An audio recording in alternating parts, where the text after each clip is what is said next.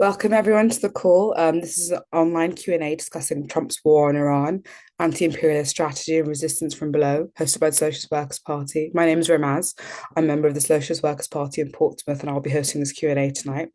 It's been a little over a week since Israel and the US started their war in Iran, that risks dragging the entire Middle East into the chaos and destruction. This Q&A is an opportunity to make sense of the situation. We're very grateful tonight to be joined by two incredible speakers. The way it's going to work tonight is there is an opportunity for everyone on the call to put questions to them. Anna Alexander is the author of Revolution is the Choice of the People, Crisis and Revolt in the Middle East and North Africa. And Simon Assaf is a Lebanese revolutionary socialist based in London.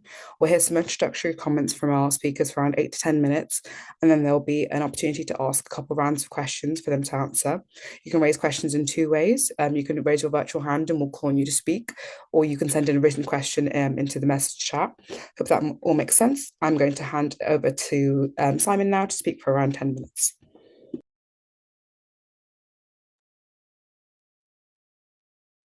Well, thank you very much, comrades, for joining us tonight. I think I speak for everyone. We're saying, we're looking at the events unfurling in the Middle East with a growing sense of horror. I think everyone I've come across, relatives and people at work, and even people on the street, just looking absolutely terrified about where this will go.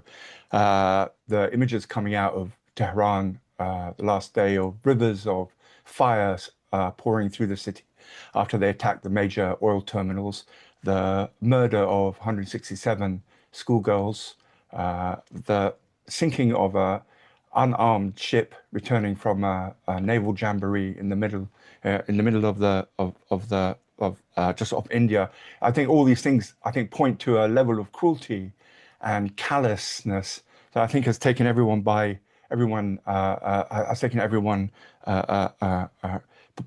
surprise. And we have to say this, if you like, represents the real shifting of the dynamics of imperialism away from the kind of global liberal imperialism that predominated since the Second World War, the so-called, international rule of law and so on, that we're now in a period of predatory imperialism with Trump and Netanyahu in his pocket, or is it Netanyahu and Trump in his pocket? It depends who you ask. Actually seizing this opportunity to reshape the Middle East, which puts Israel as top dog, which completely defangs the resistance in Lebanon, in Palestine, which defangs the resistance as far as they can in the Yemen, but also to completely, utterly cripple Iran. And we have to say that the Israelis are their build-up of their forces on the southern border, indicating to everyone that they're about to invade Lebanon. The last time they invaded in 1982 was a horror show of some 30,000 people dead and large swathes of the country laid to ruins. It's clear that there are sections within the Israeli establishment that see this as an opportunity, not simply to destroy Hezbollah and the resistance in the south, but actually as an opportunity for a land grab of South Lebanon, everything up to a river called the Litani River, which is very strategically important. This is an area the Israelis have been after since 1919. The first map they put out had the southern cities of Tyre and Sidon as part of a greater Israel. So there's clearly lots of chances that they will attempt some kind of incursion into Lebanon, maybe a full-scale invasion. But what I think is really clear is that the strategy they're using and how I think the strategy will come apart. First of all, they have they've demanded all civilians to leave the south, and then demanded the whole areas of South Beirut, known as the Dakhli. It's a large working class area, the southern suburbs of Beirut, to be evacuated. And they're threatening to turn both the south and South Beirut into the Gaza Strip. That is, to demolish it completely, to lay everything to ruins. And they have, since the so-called ceasefire, they've been attacking Lebanon consistently. It's someone called the war on the architects, because they seem to take great pleasure in killing builders who are coming to try and repair homes and so on. They thought, I think, the resistance was finished. and the resistance has reorganized and come back. And there's another kind of element to it, which I think is unknown in the Israelis, which was part of their plan was to get the Lebanese army, the Lebanese government, the Lebanese army, to completely dismantle what remained of resistance organizations. I'm not simply talking about Hezbollah here; it's much wider than that. There's quite a few resistance organizations in Lebanon. They passed the Lebanese cabinet a couple of days ago, prescribed the military resistance. That is, for the first time since the end of the Civil War, they're attempting to disarm a large section of the population. And interestingly, today, the Lebanese army put out a statement essentially saying they're not going to do that. The Lebanese army is not going to get involved in this, and they're stepping back. And it's quite clear, I think, that for Netanyahu and for their plans in Lebanon, this is going to be a long, drawn-out war, much longer and much more drawn out than I think they imagined. What they're attempting to do is to create or reignite sectarian tensions by not only simply targeting their Shia areas, but also hitting any solidarity network that rises to help out the refugees coming from the South and South Beirut. So they've started attacking Christian areas where refugees are sitting in an attempt to terrify everyone, an attempt to create the conditions for a civil war. And I think what actually is happening is the reverse, is that they're dealing with the 2019 revolution, the uprising that took place in Lebanon 2019. That sentiment, that kind of sentiment that cut across sect in a way that hasn't for many decades, actually means that there is huge hostility to the Lebanese government, even though lots of people are fearful of what the resistance have done and so on. And this doesn't just stop at Lebanon.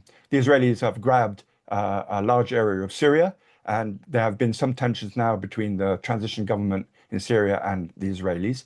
They are continuing the ethnic cleansing of the West Bank. Gaza, we've seen what they've done to Gaza, reduced it to a rump of its former self. But it's also trying to initiate ethnic tensions, specifically with the Kurds in northern Iran, which draws in the Kurds of northern Iraq and therefore Turkey and Azerbaijan. So all these elements of which they're pushing at actually are recipes for years of war and years of disaster. There's another element to this, which is that the sense in which Trump is almost like the head CEO going around sacking the CEOs of various companies and simply replacing them with someone he wants. So you had with Venezuela, the capture of Maduro immediately makes a deal with someone else in the regime. In Iran, he dismissed the son of the Shah, which must have been very disappointing for the son of the Shah. It says basically, you're irrelevant. I'll find someone inside the regime to look after US interests. And he's now talking about attacking Cuba. So it's quite clearly there is a rolling program that Trump has, that he's on some kind of time limit between now, I think, and the midterm elections in November. He wants to try and get as much done, and I think it's blowing up. It's blowing up in his face. Not only did the war they started in Iran now spill over to the whole of the Gulf region, I think something like 11 countries have been drawn in, but there's no guarantee whatsoever that this will succeed. He can cripple Iran. It's relatively straightforward to do because it's a massively powerful military force. So there's not much really Iran can do. But for the Iranian regime itself, it simply becomes a question of survival.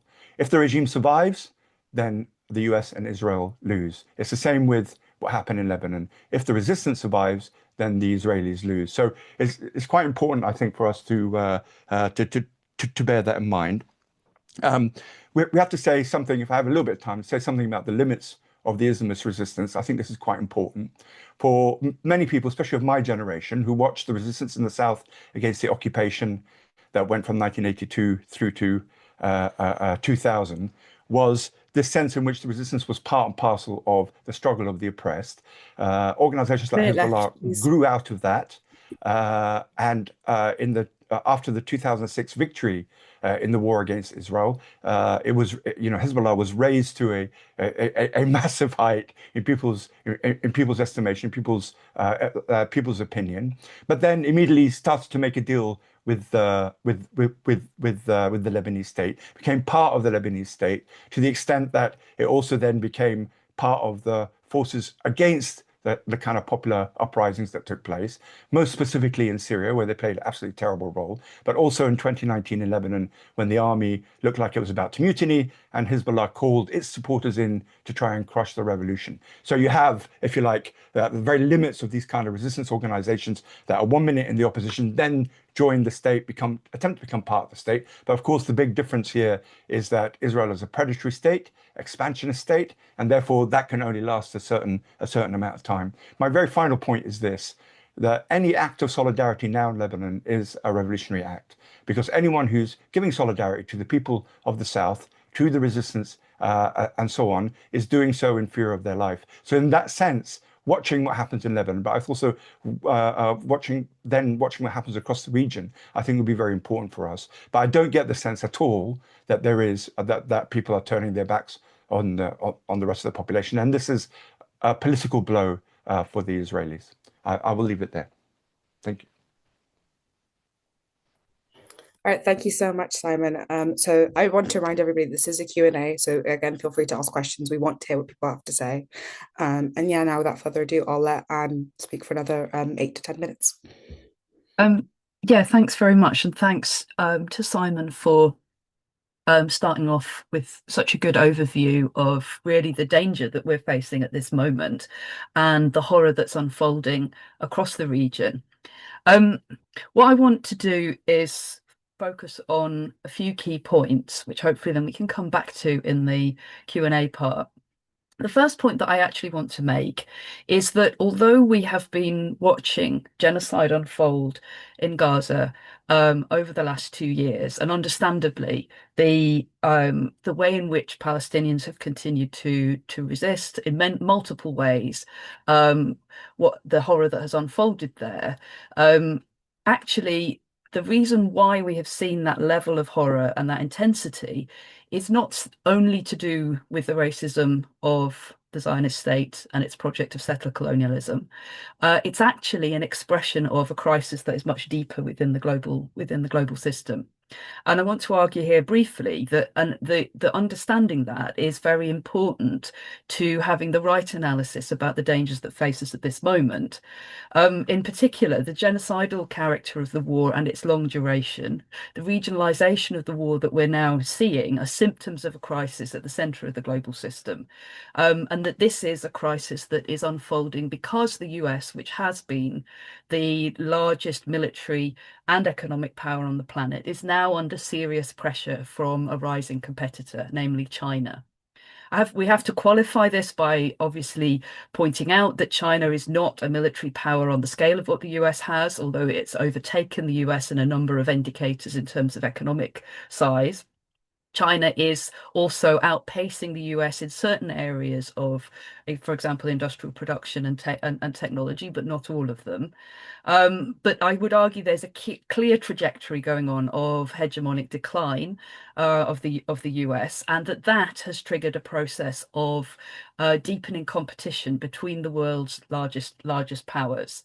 And that competition is playing itself out in a number of different ways, in increased forms of what even mainstream commentators are calling imperialism. Suddenly, even the FT has discovered that imperialism is a thing, or The Economist, and so on. The resource grabs that we're seeing, the kidnapping of Maduro, Trump going around the world, doing gunboat diplomacy, missile diplomacy, and regime change from the skies. Why is this important? Because actually, unless we understand the structural character of the crisis that is enveloping the center of the global system, it's very hard to make sense of what is happening in the Middle East. And although there are still quite a number of barriers and limits towards this particular conflict, drawing, for example, the US into direct military conflict with China. You can see how the character of Chinese investment into the region and the areas where there is intense competition between parts of sections of capital that are very linked with the US and those that are linked to China, include, for example, the Gulf as a region where both in terms of the reorientation of the global hydrocarbon circuits, oil and gas, towards the east, towards China, for both fuel and feedstock for things like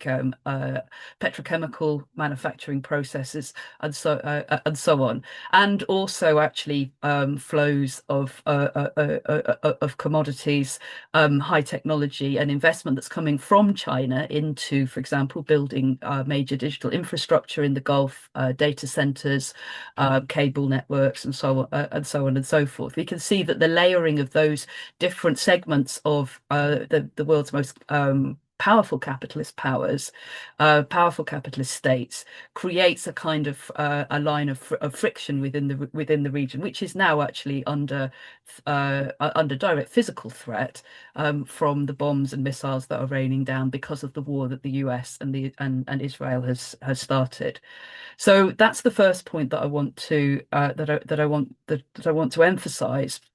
The second point is that what we've seen over the last year or so is the bloody resetting of a balance of power between the major regional states, militarily done so by the Israelis, who want to reorder the region around an architecture which they dominate militarily, and the Israeli state is in a hyper-aggressive expansionist mode, which actually, as a state, the Israeli state has done this multiple times in the past, has not only committed crimes against the Palestinian people in the form of setting up a system of apartheid and oppression inside historic Palestine, but as Simon, mentioned, it's not the first time that the Israeli state has invaded Lebanon. It's not the first time that the Israeli state has attacked others in the region. There are significant previous historical examples of this, so the 1967 war, and also 1982, which was when the major invasion of Lebanon took place by the Israelis. But it's important to say that this regional system of competing powers doesn't only include the Israelis, it also has included the Iranian state, which over the period since the late 1980s slowly rebuilt its power at a regional level, constructed military and diplomatic alliances, which ended up being titled the Axis of Resistance, but also built strong relationships with allied parties and powers in Iraq. Since the mid 2000s, and a longer term relationship with the regime in Syria. Um, I'll just mention, Simon already mentioned some of the role of Syria in this process, and it's extremely important to say that the Iranian regime played a directly counter-revolutionary role in Syria, alongside Hezbollah, in trying to crush a popular revolution against successfully, largely crushing a popular revolution against the regime of Bashar al-Assad after 2011. In the case of Iraq, the Iranian regime benefited from the fact that the US faced a disastrous experience after 2003. So in 2003, US troops stormed into Iraq, did regime change, killed thousands and thousands of Iraqis, wrecked large parts of the country, proclaimed victory, and then had to conquer the country repeatedly over the next several years. This is something that has been rightly highlighted by the speakers at the anti-war march in London a few days ago. So yesterday, that this was a warning that came from the anti-war movement. This is precisely what would happen. That US intervention in Iraq in 2003 country, would not bring peace or security or prosperity, but would lead to disaster. But it was also a disaster for the US. The US suffered a terrible military defeat, not at the hands of a state, but at the hands of a quite diverse insurgency by different Iraqi organizations. And one of the primary beneficiaries of that was the Iranian regime, which was able to expand its influence. And at the same time, though, we have seen over the last few years an increasing pressure and crisis enveloping the Iranian regime from within. That far from actually being able to gaining legitimacy as a result of, for example, its claimed support for the Palestinian struggle or its real antagonism with the US, actually the Iranian regime has faced increasing pressure from its own people. Why? Because the Iranian regime is an authoritarian, dictatorial regime which serves the interests of Iranian capital and has faced waves of struggle, including demands for greater democracy and for around the election results in 2009, to protests over rising fuel costs and a cost of living, to multiple ways of workers' struggles, and most recently in 2002, an uprising that was triggered by the police murder of Gina Mahsa Amini, a young woman who was killed by the police allegedly for not wearing the mandatory hijab properly. So that really, I think, underscores, I think, the point that Simon was making at the end of his contribution, is that actually there is none of the states of the region can really offer that kind of alternative to imperialism in an effective way, because although the antagonisms between states such as the Iranian regime and the US are very real, they don't represent a real alternative. It's actually looking to, and I'll finish on this point, the organized working class and mass movements across the region, that you can see the potential for a kind of reconstructing an anti-imperialist struggle from below. Actually, to finish on the point of the global economy, and the crisis of capitalism, imagine if actually we saw a repeat of some of the high points of struggle from the Iranian Revolution of 1979, not the coming to power of Khomeini and the leaders of the Islamic Republic, but actually the self-organized role of oil workers who took control of the Iranian oil industry and instituted a system of at least temporarily, of democratic workers' control over the most important section of the Iranian economy. Now, that's not going to happen in the short term, but it shows the prospects for a very different weapon in the hands of ordinary people in the region against a system that is burning the planet as we speak, and is bringing war and destruction down on all of their heads. And I'll finish there. Thank you.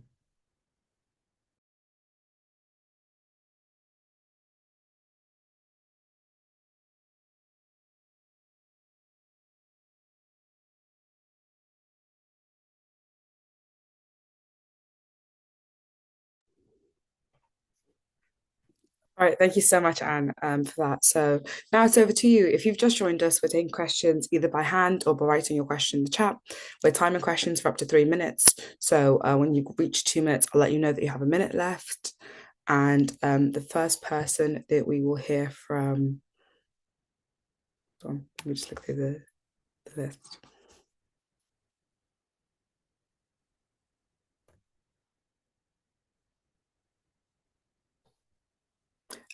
David Carvalho.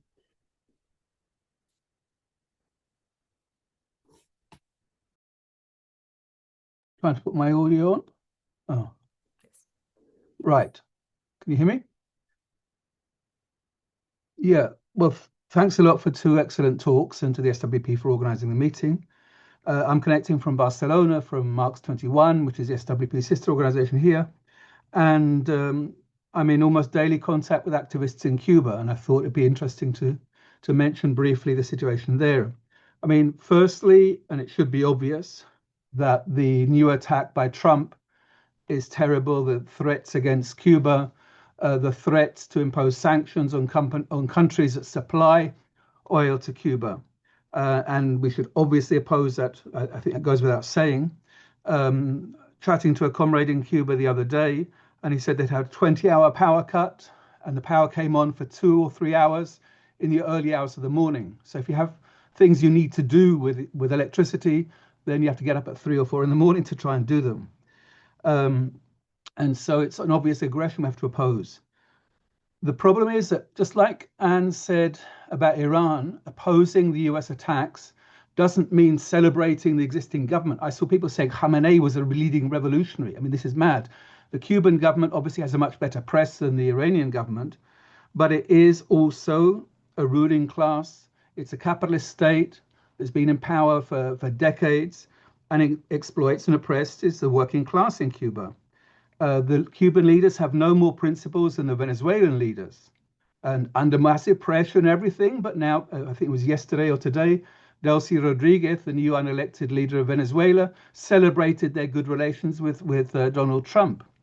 The Cuban ruling class for years has been prioritizing investment, building five-star hotels, cutting massively investment in health, education, electricity, which is why the power cuts didn't just start now. They've had power cuts ongoing for several years, cutting agriculture. They have to import almost all their food. I mean, Cuba as a tropical island is not growing food. They import chicken from the USA instead of having agriculture in the country, and terrible repression. In July 1 minute left. 2021, there were mass spontaneous protests. They sent riot police and armed thugs to attack people. And I'll finish on this. They put a trans woman 15 years in a men's prison for a peaceful demonstration. That you can't blame on the blockade. You can't blame that on Trump or on Biden. You have a ruling class who are against the US intervention, but we're with the people of the workers of Iran against their bosses, just like we're with Cuba against the US, but with the workers against their bosses in Cuba and every other country in the world. All right, I'll read a question from the chat now. How serious are the economic effects of the war worldwide? And the next question I will take is from Miriam.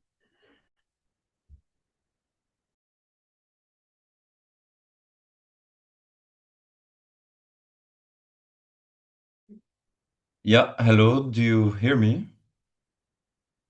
Awesome. Yeah, we can hear you. It's Jean-Marie from Germany. We're watching this with friends. Thank you so much for your input.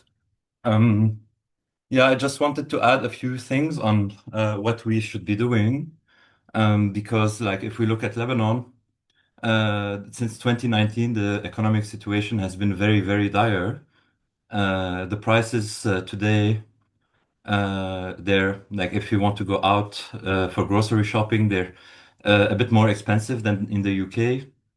But the people are still going on with their lives through community life and through support of the Lebanese expats.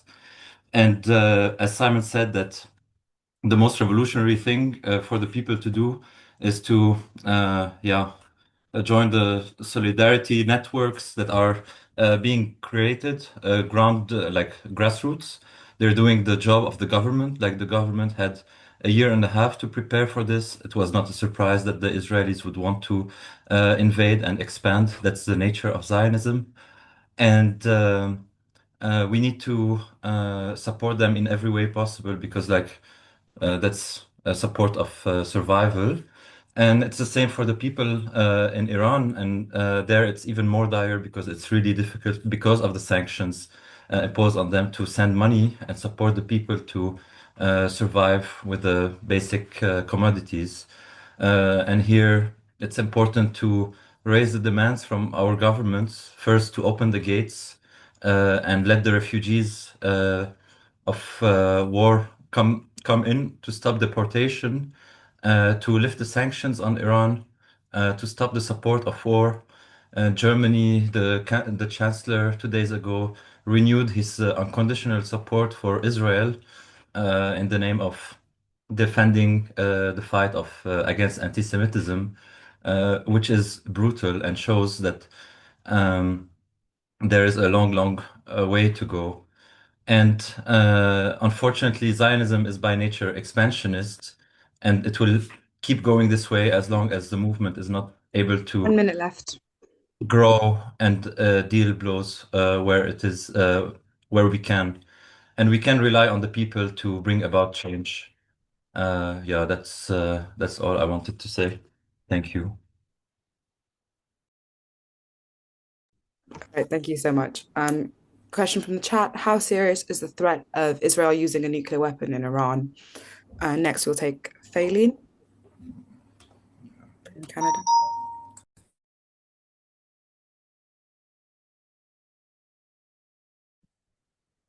Sorry. Yes, my name is Faylene. I'm with the International Socialists in Canada, which is a sister organization to the SWP. Thank you very much for those introductions.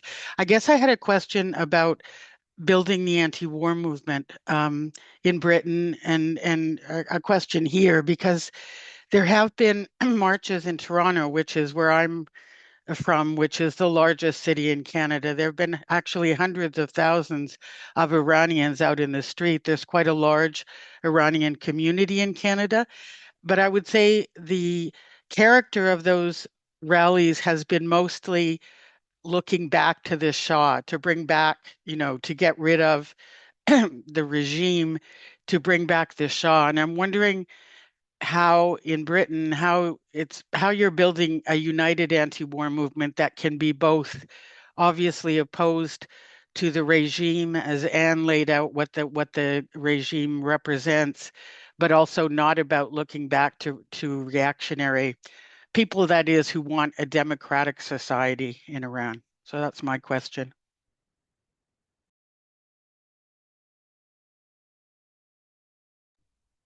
All right, thank you so much. Now we will take Rob Halpin.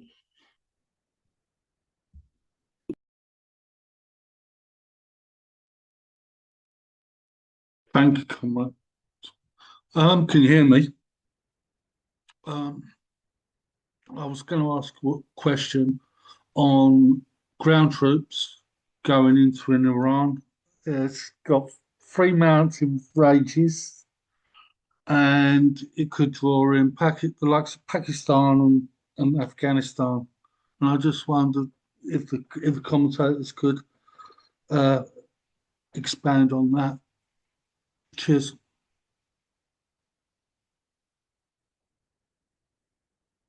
All right, great. We are going to head back to our speakers now. So I'm going to call Simon in to speak for around 5 minutes.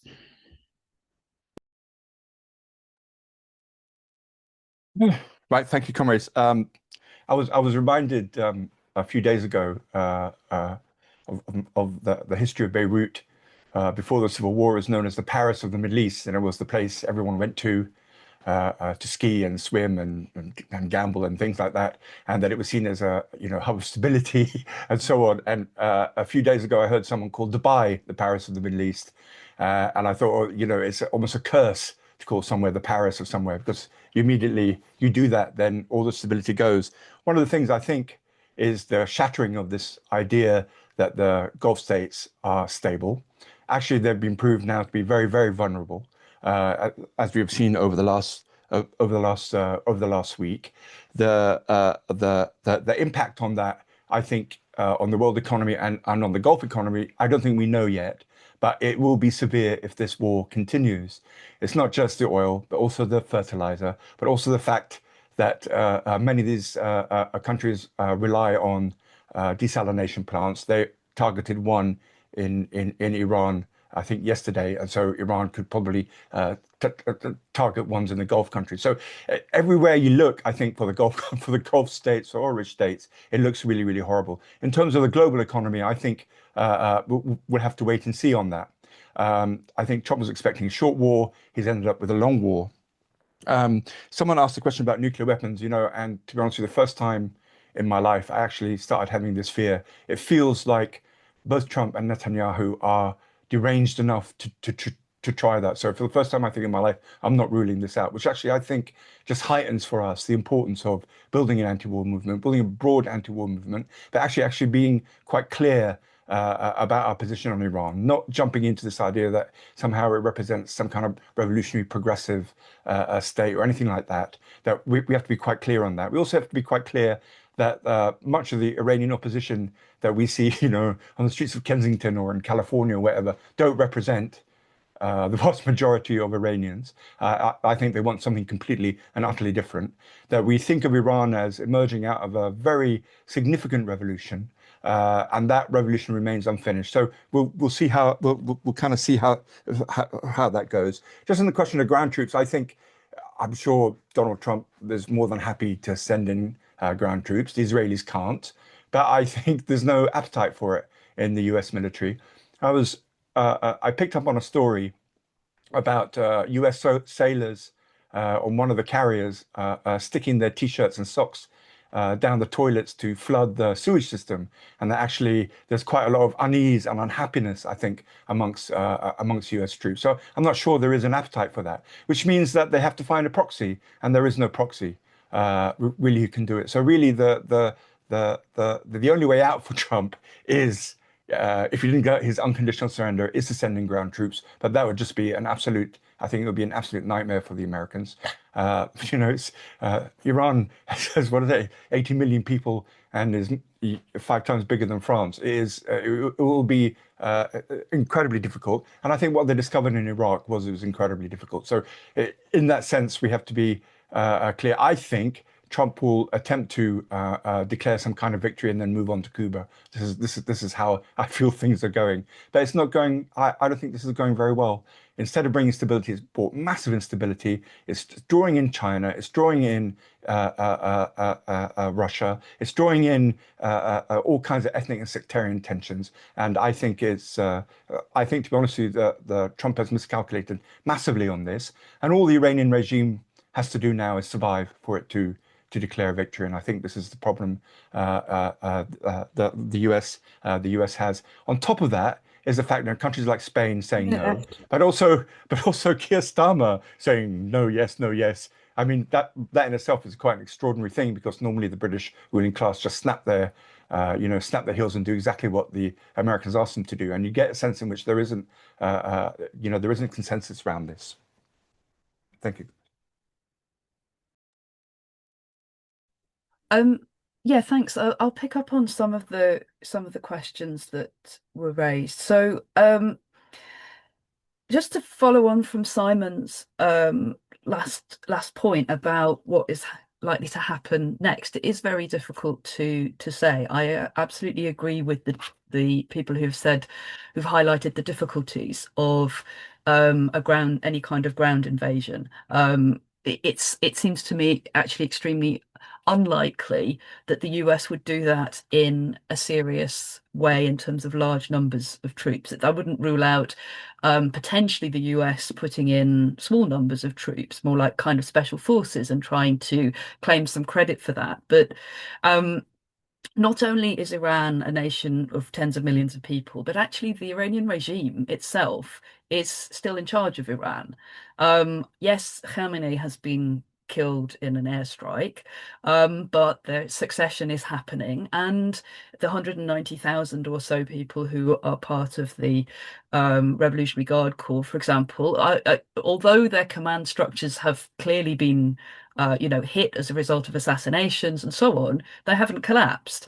And in fact, unfortunately, the uprising, or not really even an uprising, but the rather spontaneous protests that took place at the beginning of the year, which were triggered firstly over economic grievances and then spiraled into quite large-scale protests, which then the regime cracked down on incredibly brutally and killed thousands of people. There was a question about the numbers of people that were killed. The Iranian human rights organizations that I think are, as far as I know, have reasonably credible methodologies for trying to find out the numbers killed, said around 8,000. Although it has to be said that that is very likely to be an underestimation because of the internet blackout and so on. But what that means that the Iranian regime has quite a lot of possibility of maintaining itself. Oh, and on the question of whether does Trump run a regime? Yes, he runs a regime. Also, Starmer, I think, also runs a regime. I don't want to sound like I subscribe to the idea that only governments that are not pro-Western are called regimes. None of them are legitimate, in my eyes, anyway.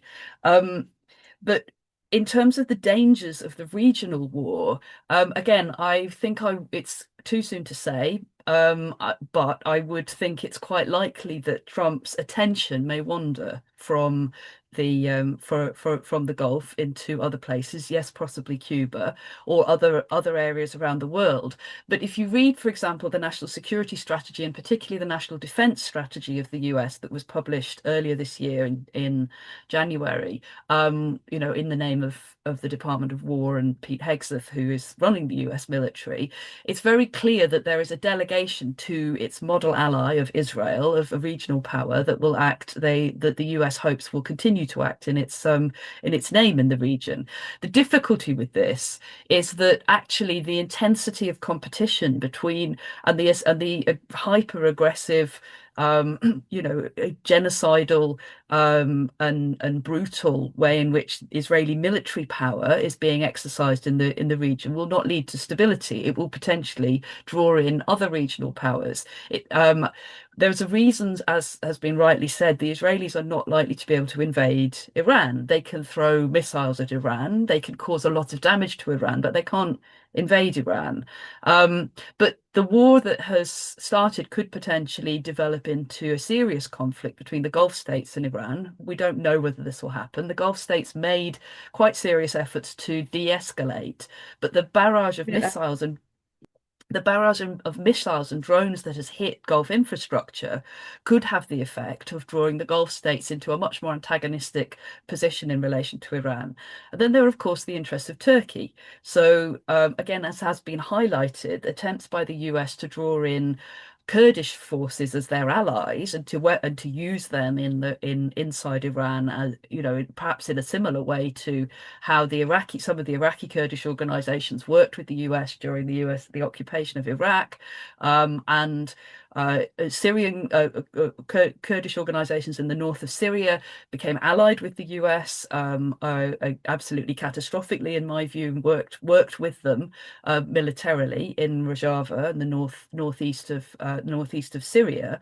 But this has the potential of drawing in Turkey. Now, this will take a while to develop, but the dangers of a long-term regional war are quite serious. And just to finish on this point, if you look in comparison to what happened in 1982, Israel invaded Lebanon, as Simon said, 30,000 people killed in a very short space of time. But the other thing that was happening at exactly the same moment was a protracted 8-year war between Iran and Iraq, which led to around 1 million people dead and a very long-term war that was very destructive across the Gulf. And there is a real danger that that will repeat itself.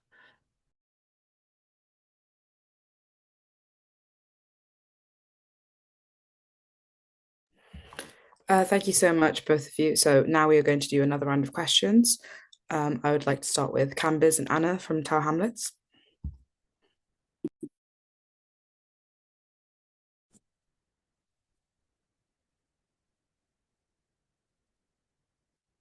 Yeah, hi.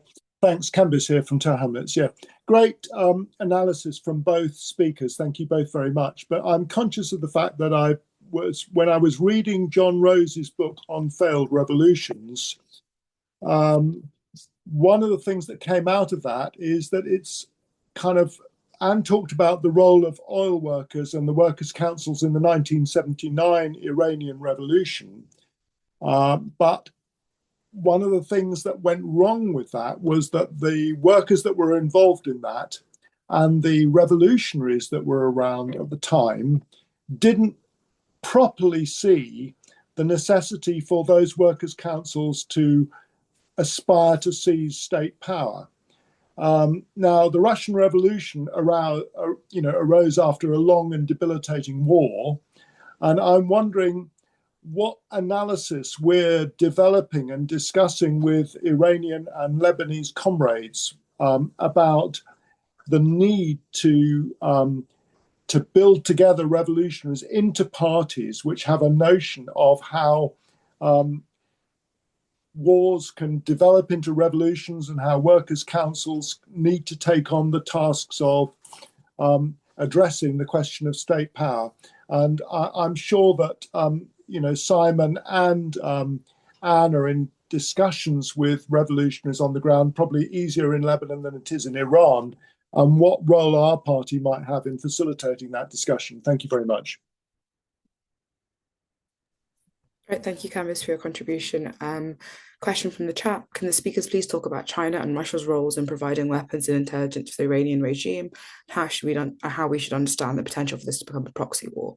And then I will take Guy Key from Ghana.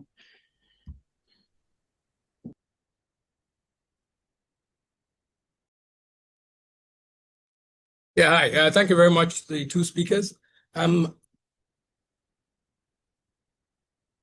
Yes, hello, thanks very much. I just wanted to take one slice of what's been mentioned by Simon in particular. In his first contribution, he talked about the limits of the Islamist resistance. He's also mentioned the threat of ethnic and sectarian developments and mentioned the question of Kurdistan and so on and so forth. Well, I'd like to understand a bit more what the implications are of this type of sectarian and ethnic and religious tensions for the possibilities of how the shape of any settlement might happen within those countries that are under attack by the allies that of the aggressors, and of course in terms of the implications for the resistance itself, because you find that we had reports about the way in which the United States military, the right-wing Christian evangelical propaganda about this being some end of time religious mission. Netanyahu has been doubling down on that, but at the same time, we can count on the fact that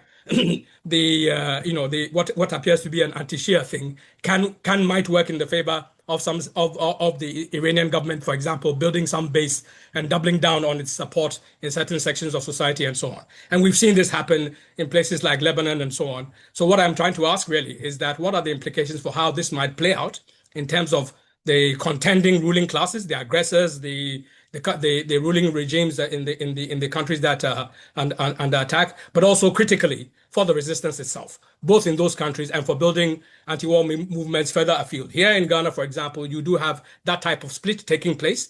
You have Muslim imams preaching from their mosques on Fridays, for example, calling for peace for Saudi Arabia, Qatar, and so on and so forth, distinctly leaving out Iran, for example. So you clearly see what kind of thing is playing out.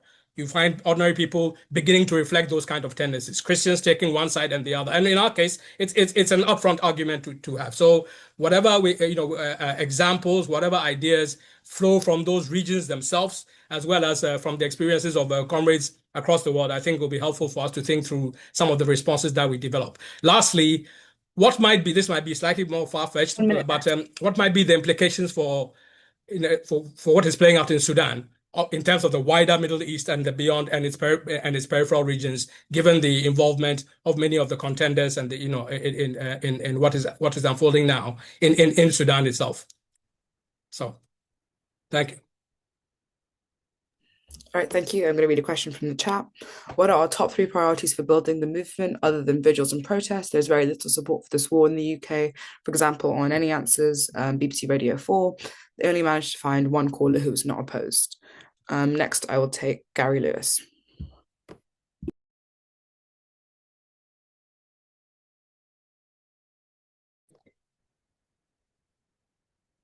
Can you hear me? Yeah? Oh, sorry. Evening, comrades. Thanks for Simon and Anne's insightful contribution as always. Unfortunately, a lot of the questions I want to raise have already been sort of raised. So I think I'll be just jotting some things down. I just wanted to really highlight what is the West's, the US and Israel's military strategy, including Britain. I mean, initially it seemed to me was to remove the Ayatollah, which they've done successfully. And that was seen to be then would instill an uprising by the Iranian people, but which I don't think really has materialized as of yet. Obviously, we don't know really what's going on the ground. And someone talked about, you know, an invasion of ground troops. I don't think that is feasible, certainly from America. I take Anne's point about special forces. Maybe the special forces are already there, but it's very difficult to invade Iran because you know, from the east there's mountains, from the north and from the west. You know, you've got Afghanistan and the mountain ranges there. So you've got this plateau in the middle of the country that's reasonably flat where most people live. And of course, you know, just by bombing alone with missiles hasn't led to any surrender or you know, defeat of any country. It only resolves, I think, you know, that people's you know resistance against bombing. So I can't see that. I mean, you know, the increase of drones and drone technology, which is important. So that brings us to Minute left. Okay, second point, and we talked about China and Russia, which is very interesting, because we're moving, it seems to me, more into a world of the 19th century, where sort of countries are sort of competing with one another, particularly around, you know, America seems to be stopping you know, the China investing, particularly in South America around Panama. And it also is interesting as well, and I'll finish on this point, Chair, is the BRIC countries, people trying to de-dollarize, you know, getting away from the dollar in a sense, although it's still, you know, widely used. But they're seeing what happened in Russia with the sanctions. They just stole American, Russia's foreign reserves. And if they can do that to Russia, they can do that to other countries as well. Thank you. Thank you. We will now take a question from the chat. Do the speakers think that Israel and the US have created two waves of migrants, Palestinian and Iranians, who will become destabilizing factors in neighboring countries in the region? And then we will take Dorothy. Hello? No. Well, no, it's not you. No, it's next to you. Okay, we've got to unmute you and put the camera on. Is that yeah, you'll have to do it.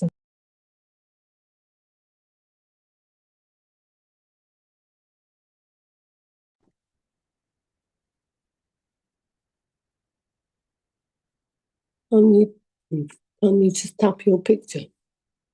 Are they waiting for us? Mm-hmm. Are you waiting for us? Yes, Dorothy Pierce. Sorry. Okay. There you are. Janiba. Hi, my name's Janiba. I'm speaking on Dorothy's iPad. I just have a quick question. I'm just wondering what the impact of the destruction that's happening on Israeli soil will have on the impact of the war, or whether that's completely irrelevant. Because it seems like Israel is experiencing quite a lot of destruction at this point. Thank you.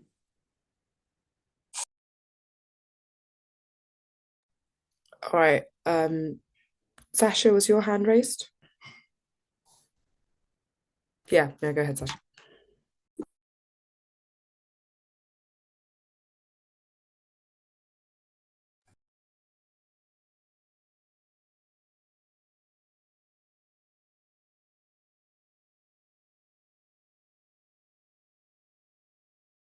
Sasha, you're muted. Sorry. Hello, can you hear me? Yeah? Yeah, we can hear you, Sasha. Okay, sorry, technical balls up.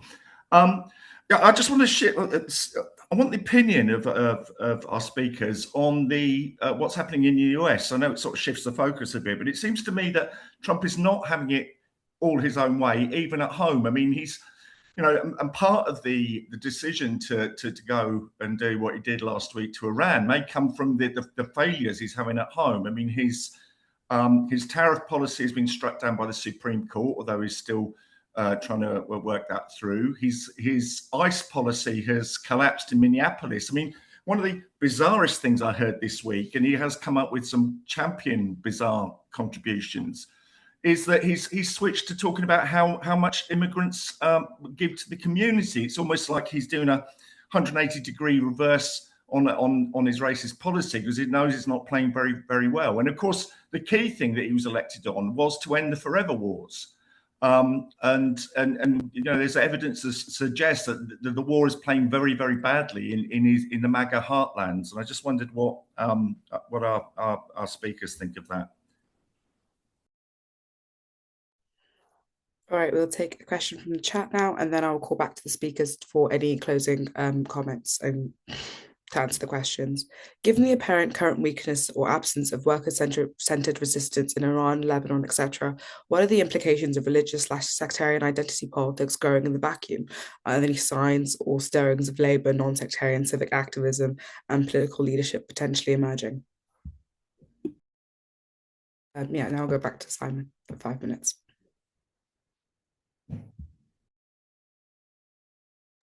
Right, thank you, comrades. There's so many questions. I'm not sure I can answer them all. I just want to make a few points. You know, people living in the Middle East live under the shadow of war, under the shadow of imperialism for almost 100 years now. But we also have to remember they also live under a shadow, the global ruling class and local ruling classes. They live under the shadow of the 2011 spring uprisings. They fear that tremendously, because even though they were able to defang the movement, they were able to destroy sections of the opposition, they were able to put people in prison and so on, none of the fundamental questions for ordinary people have been solved. In fact, they've become sharper and harder. So yes, there is this shadow, there is this fear people have of what the imperial powers do, but they are also scared of what we'll do. And this is, I think, leads into the second part of it, which is the tremendous unity shown in the 2011 Arab Spring, but also specifically in Lebanon's 2019 uprising, was really the first time in a very long time, first time in modern history, that you actually had a movement that broke out of its narrow sectarian terms. It was very cross-sectarian. This was really important because you know, the world has changed tremendously over the last 10 years. But also for the Middle East, it's changed phenomenally, really, over the last 50 years. So gone from basically peasant societies to urban societies. There's now huge working classes all over the place, and it's much harder. And I'll tell you what it's like, in a sense, that when I was growing up in the 1960s and 1970s in Lebanon, I think 80% of the population lived in villages, and most villages were based on your sect. So you're really very difficult to meet people from outside your own sect. Now you can't walk down the street of Beirut without battering to everyone. Beirut is now a massive city. It's a huge working class. So actually the conditions for them to simply turn sectarian are much harder than they were in the early 1970s. And I think this spreads across the Middle East. It doesn't mean they won't try, and doesn't mean that it couldn't fall apart. But because there is this general experience of the intifadas and the uprisings and so on, that actually means that it's much more difficult. And I think we're seeing this in Lebanon now, especially with the army refusing to take on the resistance, because it'd have to take on huge sections of the Lebanese population and will probably fall apart. So they we also impose on them a fear, and they are scared of what will happen. And you see, I think, just really over the last few years, the way in which it gets very spontaneous, very large protests, not just simply in Iran, but there was also one in Tunisia recently. There was the Gen Z stuff that took place in Morocco. That actually, these things it's constantly bubbling over. So this throwing fuel on the fire with this war actually makes this much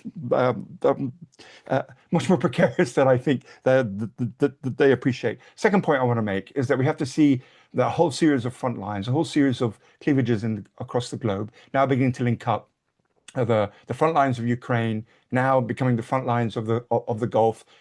Is it going to be the Taiwan Straits next? It was the Caribbean a few months ago, and actually you begin to see really the way in which one crisis is beginning to impact onto another. And what we're seeing, I think, with Trump is a desperate attempt by the US to reimpose its hegemony, and it's and I do it, and I freely admit it. calling Trump and Netanyahu completely, completely deranged and so on. But actually, this is a problem that predates them. That they weren't around in 82, and we were swearing at other people who were around in the 1990s, and we were swearing at other people. So really, there is a continuity here. It's not simply that Netanyahu seized control of Israel and Trump seized control of the US. Actually, this is a more aggressive form of something they've been doing for quite a long time. This crisis predates both Trump and Netanyahu, and it's okay. There's nothing wrong with attacking them on the kind of super personal level, but to understand that this is structurally the way in which imperialism is working. Just a question of Israel and the impact. I don't know, to be honest with you, how much damage is happening in Israel. I know they have, they have enough money to be able to rebuild. That's not a problem. I think there's something more fundamental that's taking place with Israel. And I'm in my early 60s, and I remember my first kind of experience with left-wing groups were lots of people who were left-wing Zionists used to go to kibbutzes because it was like socialists and stuff. And that kind of disappeared after 1982. And the Israelis relied on this kind of liberal Zionism and so on. I think that's also collapsed through the Intifada. It's now collapsed. And the only allies really the Israelis and the Zionist project have are really kind of, the far right and extreme racists, and even then, sections of the far right in the US are also turning against them. So actually, I think the more fundamental for the Israelis is this collapse of global support, which I think makes their situation even more desperate. Just very finally on the question of building the movement, I think we're kind of in a strange time really, because I remember 2003, and it was quite clear, especially in the US. I think it was like 80% of Americans who were polled supported some kind of intervention, some kind of occupation, some kind of invasion of Iraq. I think the figure now is 20%. It's it's a very tenuous place to be when you're going to call on these people to send their children to die for you. But at the same time, the anti-war demonstrations are nowhere near the size of the pro-Palestinian demonstrations. But at the same time, I think there's this general sentiment of people, huge amounts of fear, huge amounts of worry that people, and this really is fertile territory for us to build a very correct, strong anti-war movement. And I'm very hopeful about it. And just Starmer's response, the Labour Party's response to it, to this crisis, kind of going lukewarm on the special relationship and so on, I think is an indication of the lasting legacy of the anti-imperialist movements. People say demonstrations don't work. I think it shows that they do work, and it's something that we're going to have to keep building. It's much harder than it is with Palestine, obviously, because of the nature of the Iranian regime. But I think this difficulty also provides an opportunity for a clarification of the role of imperialism, anti-imperialism, and so on. Just very, very finally, my final point is that we are witnessing a massive instability caused by the decline of US hegemony. There's a huge power rising with China, as pointed out, but it's its impact, I think, inside the Middle East that is really worrying the Americans. I read a report. It could just be a report, but it was very interesting that the Gulf Cooperation Council, this is Qatar and Saudi Arabia and Bahrain and so on, Dubai and so on, that they're going to shift 2.5 or 2.4 trillion dollars of investments from the US. They're going to reinvest it outside of the US. I think this is quite an interesting thing. Now, whether they do this or not, I think is we will see. But the mere fact they're talking about it, I think, actually shows that the Americans are in a very, very precarious position. And I think they'll lose this war. Unfortunately, in the process of losing this war, it will be very bloody for very many people. Which is why we need to build as wide as possible that anti-war movement, as general as possible that anti-war movement, and really, go on the offensive over this. We need to have school strikes. We need to have walkouts where we can, pickets if we have to, demonstrations when we do, talking to our neighbors and our families and so on, but actually saying, we cannot go down this route. This route is the route to disaster. And I think we have a growing audience for this. Thank you very much for your time. Thank you so much. Before I bring back Anne, I just want to say a big thanks to everyone for taking part in this Q&A. The session has been recorded and will be uploaded onto YouTube, on our YouTube channel in the coming days. Continue to read our analysis in the Socialist Worker and the International Socialism Journal. Keep an eye on our social media for more Zoom Q&As and on developments in world politics. And if you've enjoyed this meeting tonight, you should consider joining the Socialist Workers' Party. Thank you. Thanks very much.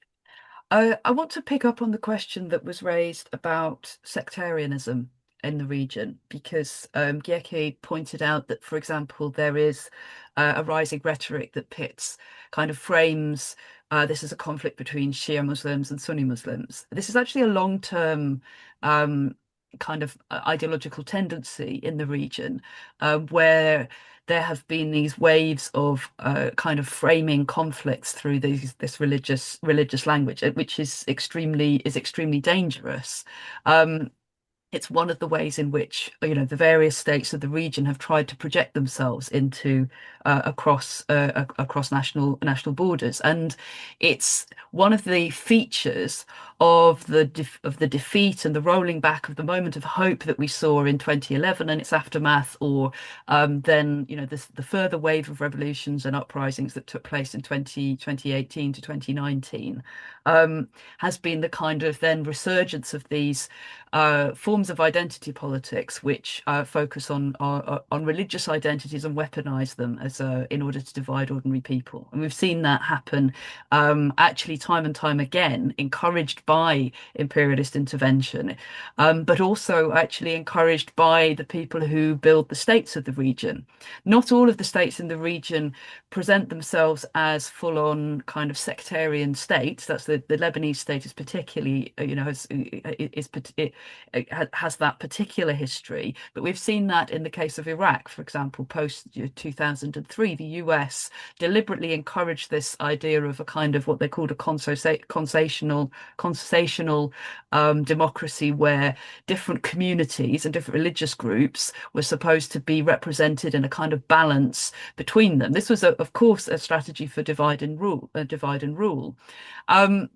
One of the reasons why it's important to recognize that this is a real danger is that one of the ways in which you know, the aftermath of war or counter-revolution has worked in the region quite recently. Again, I'm thinking about the Syrian counter-revolution, which was driven through by the regime there, using a lot of sectarian, not just sectarian rhetoric, but sectarian killings, massacres, and so on, in order to again drive ordinary people apart from each other, was because actually people live side by side. As Simon said, the way in which that modern, you know, for all the contradictions and problems of capitalist development in the region, it brings people together as workers and gives them common experiences.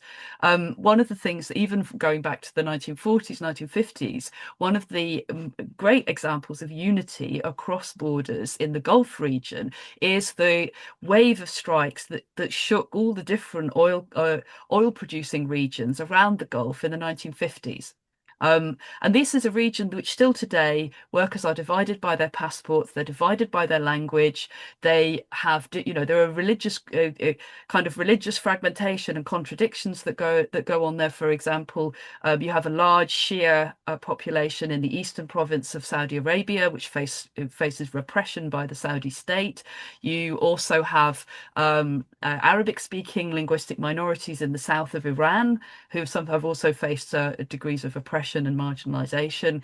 You have these interweaving of religious and linguistic groups and cultural identities. But what united all of these groups of workers, even, you know, in the 40s and 50s, was firstly their oppression, actually, racist apartheid-like conditions that they worked under with Western oil companies, and the fact of their exploitation. So what you see in the 50s is actually not simply big set piece moments where you know, the leaders of some of these states start to take on the Western oil companies. I'm thinking about Mossadegh in Iran, who nationalized the Anglo-Iranian oil company, but actually waves of strikes from below that forced that onto the agenda. So you had a workers' uprising in Basra, which actually was inspired by Mossadegh's nationalization.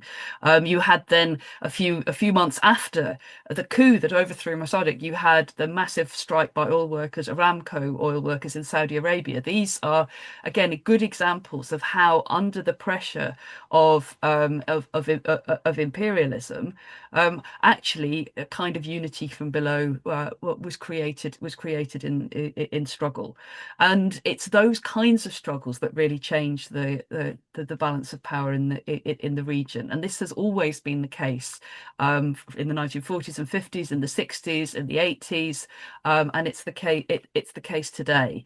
Actually, the Gulf is home to huge numbers of migrant workers, many of whom come from outside of the region. They come from South Asia, from Pakistan, from Bangladesh, from India, and further afield. Again, they are united by their experience of exploitation, and that is one of the bases on which you could potentially see organising take place to push back. I just want to finish on a couple of quick points, if it's okay, about what's happening in both in the US and the importance of building an anti-war movement here in Britain. Just as much as I'm sure that I can see there are comrades in the chat from the US and Canada and so on.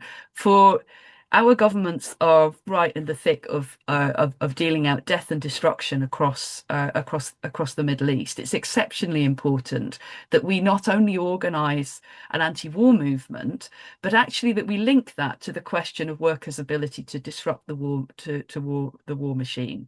And one of the most hopeful things that we've seen actually in the last few months is the experience of the Italian general strike. That showed very clearly how it was possible to scale up from protests, disruption, organizing around the question of solidarity with the Palestinian struggle for liberation, and it was very clearly in solidarity with Palestinians' right to resist occupation, genocide, and imperialism, and that became something that was not just a small number of people, relatively speaking, a few tens of thousands, but scaled up to millions of people taking part in several waves of mass strikes. And at the end of that process, actually, layers of people within the movement in Italy were drawing the conclusion this is not just about Palestine. This is also about opposing war and militarism in Europe. And comrades who raised that point, absolutely right to do so. Again, very hopeful signs that you can see of new forms of movement and struggle emerging. School students in Germany walking out on and protesting over plans to introduce conscription. Those kinds of movements are the ones that we need to build, and it really has to be centered on the question of workers' power and workers' ability in their workplaces at the point of production, the point of exploitation, to be the spanner in the works of not only global capitalism, but of a system that is breeding war, militarism, and leading us to disaster. Thank you.